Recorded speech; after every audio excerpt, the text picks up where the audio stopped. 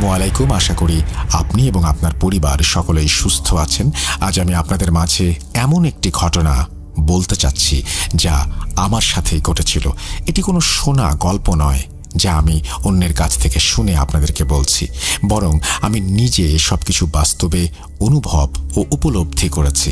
এমন না যে আমি শুধু অনুভব করেছি, বরং এই ঘটনার জন্য আমিও আমার পরিবার যে কঠিন সময় কষ্টের সাথে অতিবাহিত করেছি সেটা বলে বোঝাবার মতো নয়। যখন এই ঘটনাটি শুনবেন তখন আপনারাও এই ভয়টাকে অনুভব করবেন বলে আমার ধারণা। ঘটনার শুরুতেই আমি আপনাদের জানিয়ে রাখি যে আমার জন্ম ও বেড়ে ওঠা মোটামুটি খুব টাকাওয়ালা পরিবারেই। যদিও আমার জন্ম গ্রামে হয়েছিল, কিন্তু ছোট থেকেই আমি গ্রামের পরিবেশ একদমই পছন্দ করতাম না। আমি সবসময় পড়াশোনার উপর ফোকাস করতাম এবং আমার ইচ্ছা ছিল বড় হয়ে পরিবার নিয়ে শহরে চলে যাব। আমি মা বাবার সঙ্গে এ নিয়ে অনেকবার কথাও বলেছি, কিন্তু তারা গ্রাম ছাড়তে রাজি ছিলেন না। তাই ছোটবেলা থেকেই আমি ঠিক করে নিয়েছিলাম যে পড়াশোনায় মন দেব। আমি আমার ফুল ফোকাস পড়াশোনাতেই দিয়েছিলাম, যেন পড়াশোনা করে শহরে আমি মুভ করতে পারি এবং সেখানেই বিয়ে শাদী করতে পারি। আমি আমার প্রাথমিক শিক্ষাটা গ্রামের স্কুল থেকেই নিয়েছিলাম। এরপর যখন কলেজে ভর্তি হওয়ার সময় এলো তখন আমি ময়মনসিংহের কলেজ বেছে নিলাম। আমার মা বাবার নানান বিরোধিতা সত্ত্বেও আমি জেদ করে আমার কথায় অনড় রইলাম এবং ময়মনসিংহে চলে আসলাম। এখানেই একটি মেসে আমি থাকতে শুরু করলাম এবং পড়াশোনা চালিয়ে যেতে লাগলাম। এরপর আস্তে আস্তে আমি আমার কলেজের পড়াশোনা শহর থেকেই শেষ করলাম। এই সময়ের মাঝে আমার গ্রামে যাওয়া আসা চলতেই থাকলো। কলেজ শেষ করার পর আমি ঢাকার নামকরা একটি বিশ্ববিদ্যালয় থেকে ইঞ্জিনিয়ারিংয়ের ডিগ্রি নিলাম। স্নাতক শেষ হওয়ার পরপরই আমার খুব ভালো একটা চাকরি হয়ে গেল। আলহামদুলিল্লাহ, চাকরি পাওয়ার পর আমি ঢাকা মুভ করি।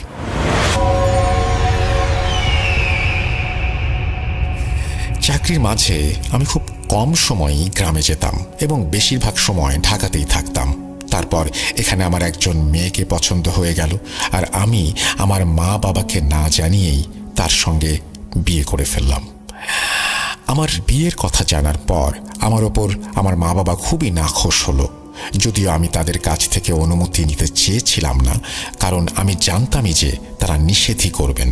আমার গ্রামে থাকা একদমই ভালো লাগতো না, আর আমার পরিবার চাচ্ছিল আমার বিয়ে নিজেদের পরিবারের কোনো আত্মীয়র মেয়ের সাথে হোক, মানে আমার ভাবির ছোট বোনের সঙ্গে। কিন্তু আমি আগে থেকেই বলেছি, যেহেতু গ্রামে থাকা আমার একেবারেই পছন্দ নয়, সেহেতু আমি গ্রামে বিয়েও করব না। আমার কথা কারো অপছন্দ হলে তার জন্য আমি ক্ষমা চেয়ে নিচ্ছি। তবুও আমি বলতে চাই, যদিও আমার জন্ম বেড়ে ওঠা গ্রামে, তবুও গ্রামের মানুষের কিছু কিছু ব্যাপার আমার একেবারেই পছন্দ ছিল না। কথায় কথায় ছোট ছোট বিষয় নিয়ে ঝগড়াঝাটি, অহংকারের জন্য ছোটখাটো বিষয়গুলোকে বেশ বড় করে তোলা, আর প্রতিটি সমস্যাতেই কুসংস্কারাচ্ছন্নতা এবং কালো জাদু বা জাদুকরিনীর প্রভাব, এই সমস্ত ব্যাপার একদম নিত্য নৈমিত্তিক। আমি ছোটবেলা থেকেই এই পরিবেশ পছন্দ করতাম না। বিয়ে হওয়ার পর আমি ঢাকার একটা বড় সোসাইটিতে একটা বাসা ভাড়া নেই। আম্মু আব্বুকে রাজি করানোর অনেক চেষ্টা করেছিলাম, কিন্তু প্রথমে তারা রাজি হচ্ছিলেন না। তবে ধীরে ধীরে তারা একটু একটু করে নরম হতে শুরু করলেন। শেষ পর্যন্ত তারা রাগারাগি শেষ করে আমার ভাই, আব্বা, আম্মা সবাই আমার বাসায় আসলেন। আমার ভাই তার পরিবারের সঙ্গে এসেছিলেন। তাদের দেখে আমি খুব খুশি হয়েছিলাম। মনে শান্তিও হলো যে আম্মা আব্বার রাগারাগির অবসান হলো আজ, আলহামদুলিল্লাহ।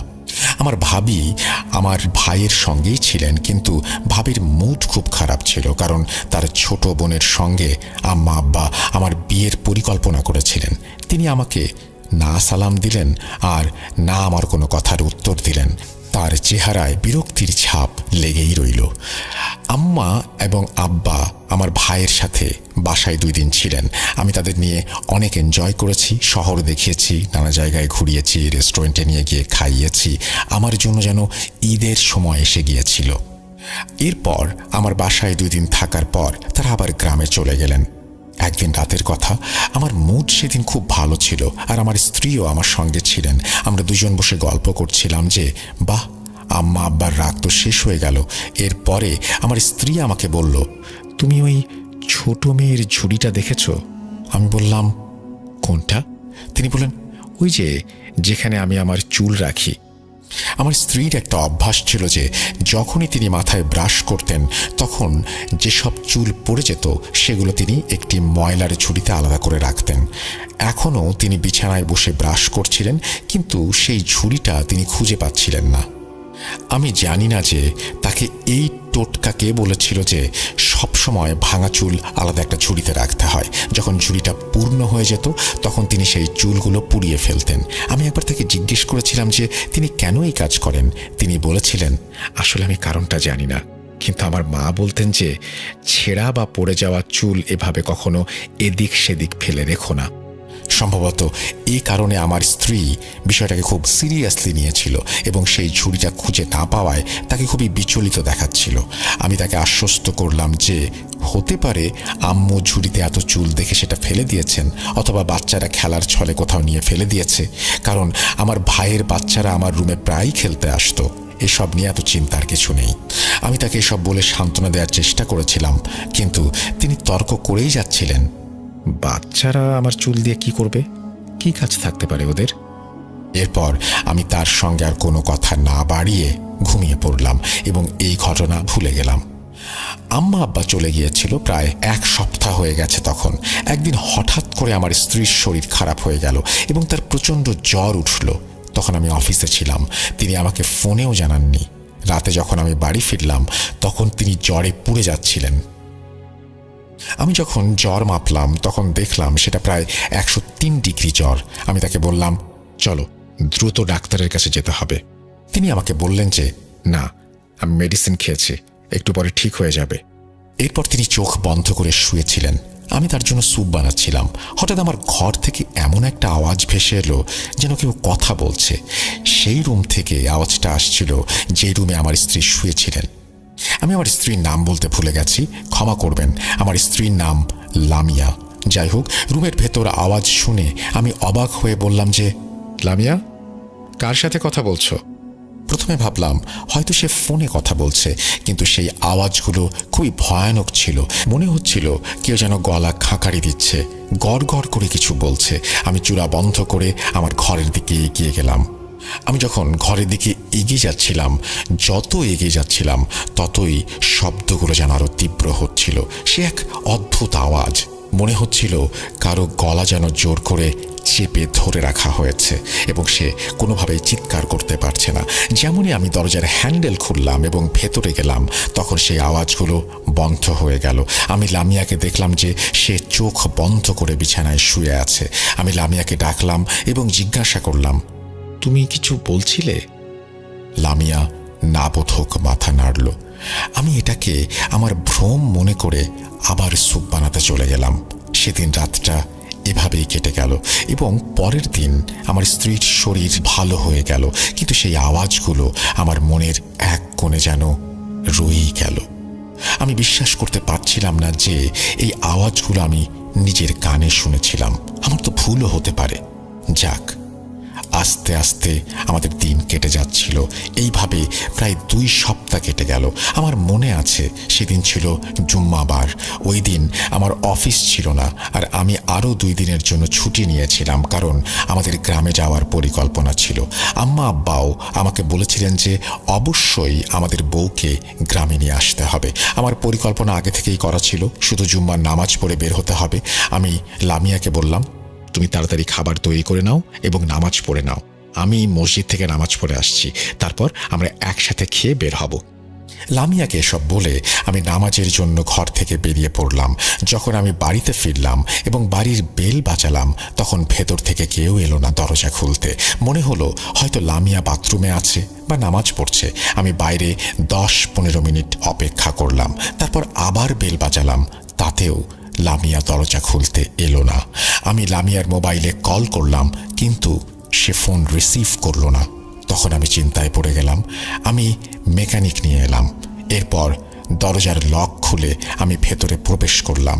দেখলাম আমার স্ত্রী মাটিতে লুটিয়ে পড়ে আছে। লামিয়াকে এইভাবে অসুস্থ অবস্থায় দেখে আমার হাত পা ঠান্ডা হয়ে গেল। আমি দ্রুত রান্নাঘরে গিয়ে পানি নিয়ে আসলাম এবং তার মুখে পানি ছিটালাম। পানি ছিটানোর পর কিছুক্ষণ পর লামিয়া জ্ঞান ফিরে পেল, কিন্তু তার অবস্থা ছিল বেশ অদ্ভুত, ঠিক সেই রাতের মতো যেই রাতে আওয়াজগুলো আমি ঘরে শুনতে পেয়েছিলাম, অর্থাৎ গলা চেপে ধরা চিৎকারের আওয়াজ, সেগুলো এখন আমি লামিয়ার মুখ থেকে শুনতে পাচ্ছি। আমি বারবার জিজ্ঞেস করছিলাম, লামিয়া, তোমার কি হয়েছে? তোমার এই অবস্থা হলো কিভাবে? কিন্তু তার চোখে ছিল এক অদ্ভুত ভাব, গলা থেকে কেমন অদ্ভুত আওয়াজ বেরিয়ে আসছিল। আমি ভয় পেয়ে আম্মুকে ফোন করলাম এবং সব জানালাম। তখন আম্মু আমাকে তৎক্ষণাৎ বললেন, বাবা, গ্লাসে পানি নাও এবং তাতে সূরা ফাতিহা 7 বার পড়ে ফু দাও এবং ওর মুখে ছিটিয়ে দাও, ওকে খাওয়াও। আমি সাথে সাথেই পানি পড়া নিয়ে লামিয়ার মুখে ছিটিয়ে দিলাম। তখনই লামিয়া হঠাৎ করে চেতনায় ফিরতে লাগলো। অবাক হয়ে আমার দিকে তাকিয়ে জিজ্ঞেস করতে লাগলো, কি হয়েছে? ও আমাকে জিজ্ঞেস করেছিল কেন আমি এত দুশ্চিন্তায় আছি। আমি লামিয়াকে জিজ্ঞেস করলাম, এর আগে বলো তো, তোমার কি হয়েছে? তুমি এখানে বেহুশ হয়ে পড়েছিলে। উত্তরে লামিয়া বলল, আমার তো কিছু মনে নেই, শুধু শেষের কথাটা মনে আছে যে আমি নামাজের নিয়ত করছিলাম, তারপরে হঠাৎ সব অন্ধকার হয়ে গেল। এখন যখন চোখ খুললাম তখন তোমাকে দেখতে পারছি যে তুমি দুশ্চিন্তায় দাঁড়িয়ে আছো। আচ্ছা বলো তো, আমার কি হয়েছিল? আমি লামিয়াকে বললাম, হয়তো ধকলের কারণে তুমি জ্ঞান হারিয়েছ, এতে ভয় পাওয়ার কিছু নেই। এরপর আমি যখন লামিয়াকে ডাক্তারের কাছে নিয়ে গেলাম তখন আমার জন্য সুখবরটা অপেক্ষা করছিল। সেই সুখবর প্রতিটি ছেলের জীবনেই একটা স্বপ্ন হয়ে আসে। আমি জানতে পারলাম যে আমি বাবা হচ্ছি। যখন এই খবর আম্মা আব্বার কাছে পৌঁছালো তখন তারা খুশিতে পাগল হয়ে গেল। আমি যখন আমার স্ত্রীকে নিয়ে গ্রামে পৌঁছালাম সেখানে ঈদ উৎসব চলছিল। আমাদের এমন অভ্যর্থনা হলো যেমনটা কোনো রাজপুত্র ও রাজকন্যার হয়। কিন্তু আমরা যখন ঘরে প্রবেশও করিনি তখনই আমার স্ত্রী আবার হঠাৎ করে মাটিতে পড়ে গেল। সে মেঝেতে পড়ে এমন তোলপাড় শুরু করলো যেন মাছ পানি ছেড়ে ডাঙায় উঠে এসেছে। সে জোরে জোরে হাত পা ছুটছিল এবং তার মুখ থেকে সাদা ফেনা বের হচ্ছিল। আব্বু দ্রুত কর্মচারীদের ডাকলেন এবং ডাক্তারকে ডাকলেন। ডাক্তার যখন তাকে ইঞ্জেকশন দিলেন তখন কিছুটা শান্তি পেয়ে সে ঘুমিয়ে গেল। যে বাড়িতে একটু আগেও আনন্দের পরিবেশ ছিল সেখানে এখন সবাই চিন্তিত, শুধুমাত্র আমার ভাবি বাদে। তাকে একদমই চিন্তিত লাগছিল না, বরং লামিয়ার এই অবস্থায় ভাবির মুখে হাসি ছিল। আমার মনে হঠাৎ একটা কথার উদয় হলো, ভাবি হয়তো এখনো আমার ওপরে নারাজ। আমি জানতাম তার এই আচরণের কারণ কি, যেহেতু আমি তার বোনকে বিয়ে করিনি। আমি ব্যাপারটা তখনকার মতো এড়িয়ে গেলাম। কিছুক্ষণ পর যখন লামিয়ার অবস্থাটা একটু ঠিক হলো আমি তাকে জিজ্ঞেস করলাম, লামিয়া, তোমার সাথে কি আগে এমন কিছু হয়েছিল? মানে বিয়ের আগে কি তোমার সাথে এমন কোনো সমস্যা হয়েছিল? সে বলল, না, আজ পর্যন্ত কখনো এমন কিছু হয়নি। আমি জানি না এখন কি হচ্ছে। আমি খুব দুর্বল অনুভব করছি, আর কিছুদিন ধরে রাতে খুব অদ্ভুত অদ্ভুত স্বপ্ন দেখছি। আমি স্বপ্নের কথা শুনে আমি যেন একদম চমকে গেলাম। আমি লামিয়ার কাছে জানতে চাইলাম, কেমন স্বপ্ন? লামিয়া বলতে লাগলো যে, আমি জানি না কেন এমন হচ্ছে। মনে হচ্ছে কেউ আমাকে একটা কবরে দাফন করছে। 4-5টা অদ্ভুত মহিলা থাকে স্বপ্নে, যারা সেই কবরের আশেপাশে দাঁড়িয়ে থাকে। তাদের মুখগুলো খুবই ভয়ঙ্কর এবং তাদের চোখগুলো যেন একে অপরের দিকে ঘুরে ঘুরে তাকাচ্ছে। আমি অবশ্য লামিয়ার কথা পুরোপুরি বুঝতে পারলাম না, কিন্তু এতটুকু বুঝতে পারলাম যে সে খুব অদ্ভুত কোনো স্বপ্ন দেখছে।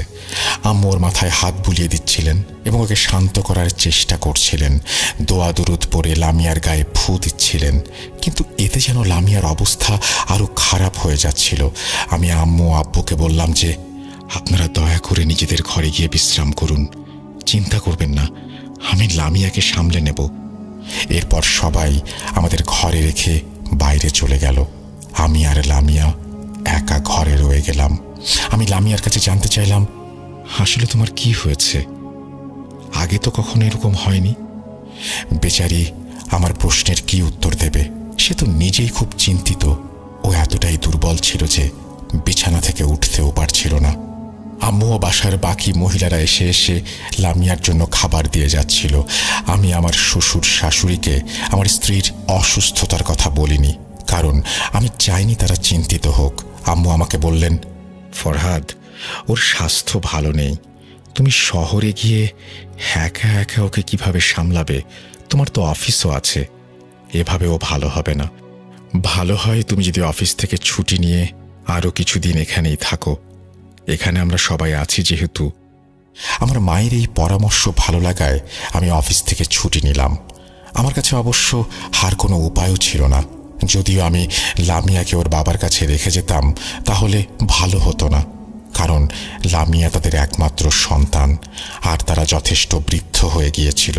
তাই ওদের পক্ষে লামিয়াকে সামলানো সম্ভব ছিল না। আর গ্রামের মধ্যে তো আমাদের অনেক কর্মচারীও রয়েছেন।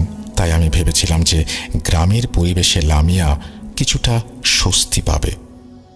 এরপর একদিন রাতে হঠাৎ করে আমার চোখ খুলল আর আমি সেই পুরনো আওয়াজগুলো শুনতে পেলাম, মানে গুটিতে গুটিতে চিৎকার। যখন আমি দিক পরিবর্তন করে দেখলাম তখন আমার স্ত্রী বিছানায় বসেছিল আর সেই আওয়াজগুলো তার গলা থেকে বের হচ্ছিল। আমি লামিয়াকে ডাকলাম আর জিজ্ঞাসা করলাম, লামিয়া, সব ঠিক আছে? তুমি মাঝরাতে উঠে বসে আছো কেন? কিন্তু লামিয়ার কাছ থেকে কোনো উত্তর আসলো না। শুধু অদ্ভুত ধরনের গলা থেকে আসা চিৎকারের মতো আওয়াজ শুনতে পেলাম, কিন্তু সেগুলো আসলে চিৎকার ছিল না, বরং একটু হালকা, যেন সিটি বাজানোর মতো। যখন দেখলাম সে আমার কথা শুনছে না তখন আমিও উঠে বসলাম। আমি যখন তার কাঁধে হাত রাখলাম তখন সে একদম ঝাঁকুনি দিয়ে হাত ছাড়িয়ে নিল। আমি বারবার জিজ্ঞাসা করলাম, লামিয়া, যদি কোনো সমস্যা থাকে আমাকে বলো। এখানে থাকতে তোমার যদি ভালো না লাগে তাও আমাকে বলো, আমরা শহরে চলে যাব। এরপর হঠাৎ করে সে আমার দিকে তাকিয়ে অদ্ভুত একটা আওয়াজ করে বলল, তুই একে বিয়ে করলি কেন? এই কথা শুনে আমি অবাক হয়ে লামিয়ার দিকে তাকালাম আর ভাবলাম তার গলার আওয়াজে কি হয়েছে, আর এই ধরনের একটা প্রশ্ন সে কেন করছে। আমি বললাম, লামিয়া, তুমি কি বলছো? এর মানে কি? আমি তোমাকে কেন বিয়ে করলাম মানে? আমাদের দুজনের ভালোবাসার বিয়ে এটি।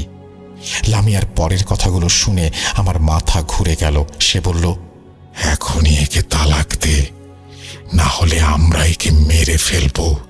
এই কথা বলতে বলতেই লামিয়া একদম অজ্ঞান হয়ে পড়ে গেল। আমি তাড়াতাড়ি উঠে আম্মুর কাছে চলে গেলাম।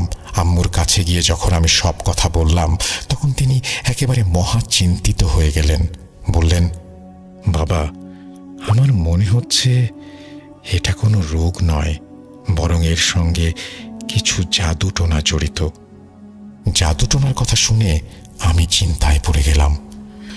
পরের দিন সকালে আমাদের চোখ খুলল। তখন আমার স্ত্রী বলল, এখান থেকে চলো, এখানে আমার খুব অস্থির লাগছে, ভালো লাগছে না। আমিও বুঝতে পারলাম যেদিন থেকে আমরা এখানে এসেছি সেদিন থেকে লামিয়ার শরীর আরো খারাপ হতে শুরু করেছে। আমি আম্মু আব্বুর অনুমতি ও দোয়া নিয়ে শহরের দিকে রওনা দিলাম। শহরে এসে কিছুদিন পরিস্থিতি ভালোই ছিল, যদিও মাঝে মাঝে লামিয়ার শরীর খারাপ হয়ে যেত, কিন্তু আল্লাহর শুকরিয়াতে তেমন কিছু হয়নি। এরপর আমার ছেলের জন্ম হলো। এই সময়েও কিছুটা সমস্যা চলছিল, যেমন হঠাৎ আমার স্ত্রীর অজ্ঞান হয়ে যাওয়া, মুখে অদ্ভুত আওয়াজ করা, তারপর সবকিছু আবার স্বাভাবিক হতে শুরু করলো। কিন্তু সবকিছু আবার শুরু হলো যখন আমার ছেলের বয়স 11 মাস হলো। একদিন যখন আমি বাড়ি ফিরলাম তখন ঘরের ভেতর থেকে আমার ছেলের চিৎকারের আওয়াজ শুনতে পেলাম।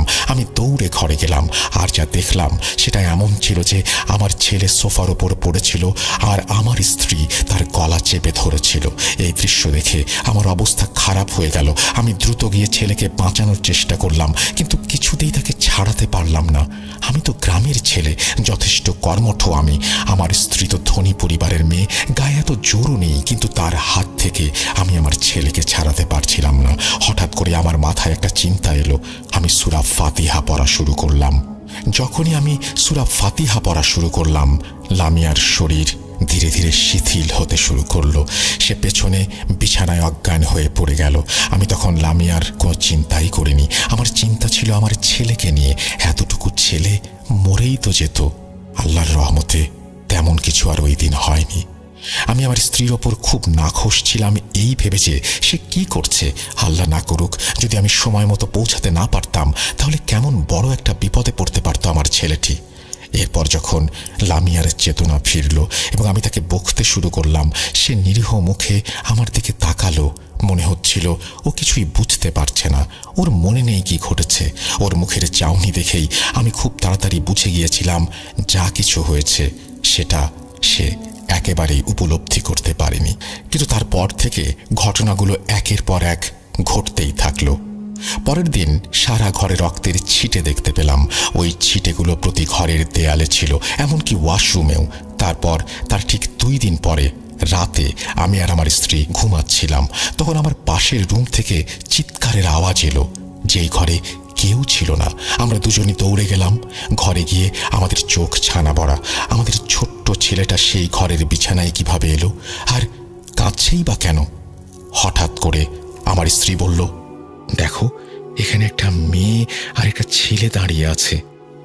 আমি ওর কথা শুনে সারা ঘরে চোখ বুলালাম, তন্ন তন্ন করে খুঁজলাম, কাউকে দেখতে পেলাম না।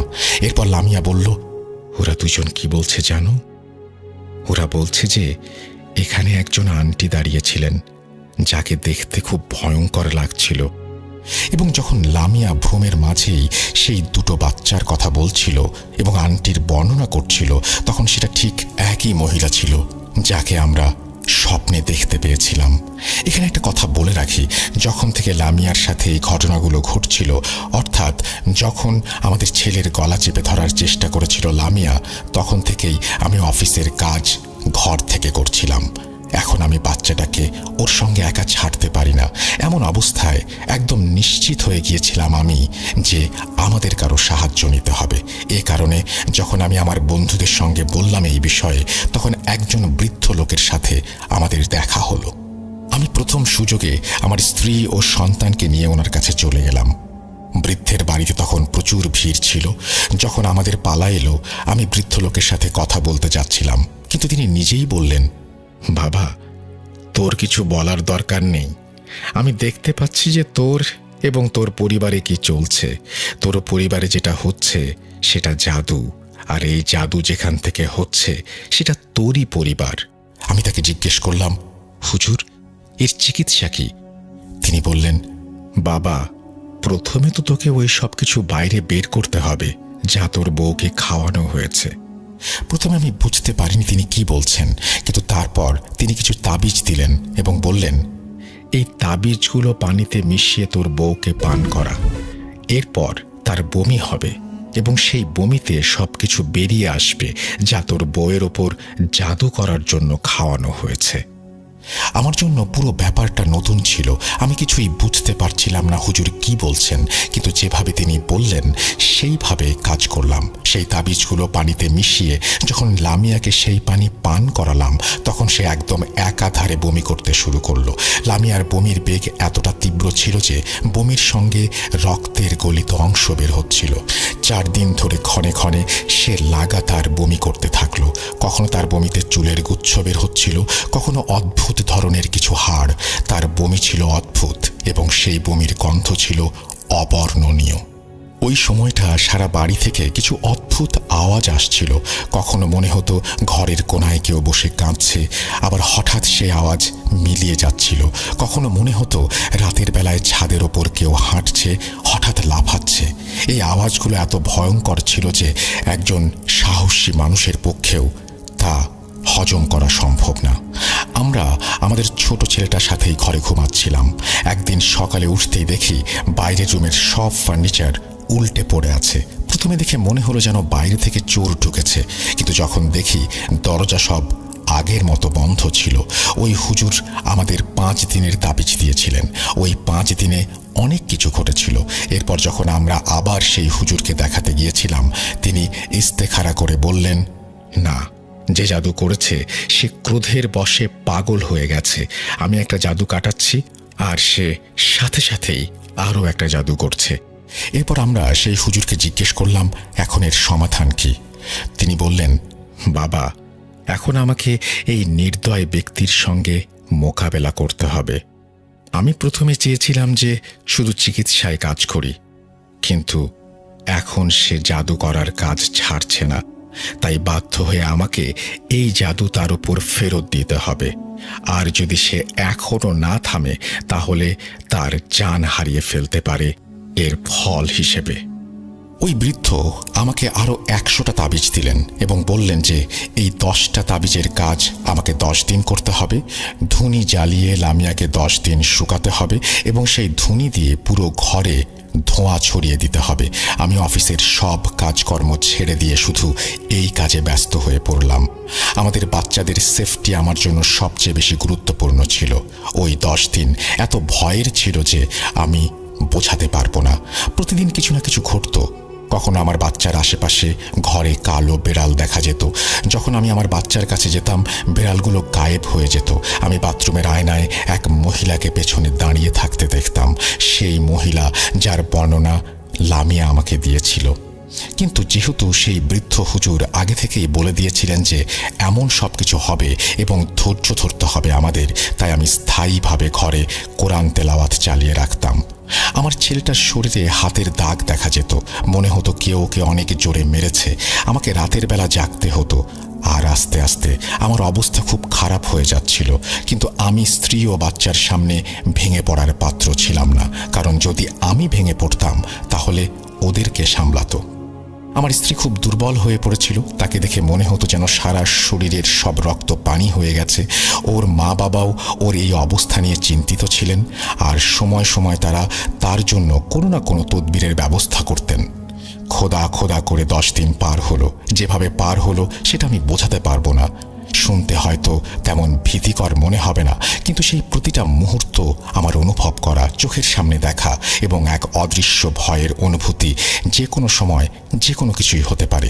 এই অবস্থার জন্য আমাদের প্রায় মারা যাওয়ার অবস্থা হয়েছিল।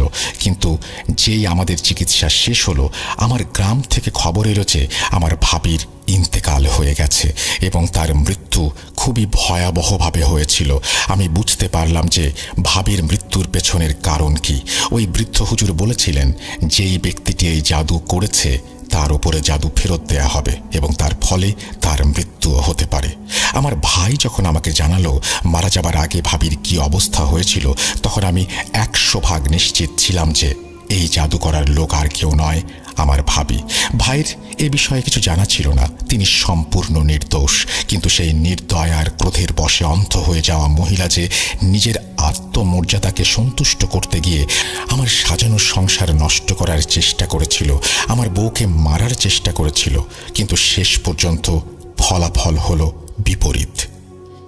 আমি এখন সেই মহিলার প্রতি এতটাই ঘৃণা অনুভব করি যে আমি তাকে এখনো মাফ করিনি এবং কিয়ামতের দিনও মাফ করব না। সে আমার জীবনকে জাহান্নাম বানানোর চেষ্টা করেছে, কিন্তু শেষ পর্যন্ত জাহান্নামই তার নসিবে ছিল।